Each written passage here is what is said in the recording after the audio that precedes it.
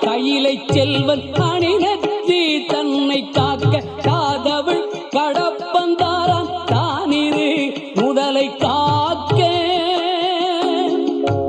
ஜோதியாம் தனிய ஈசன் துரிசிலா விடியை காக்க நாதனாம் கார்த்திகேயன் நாசியை நயந்து காக்க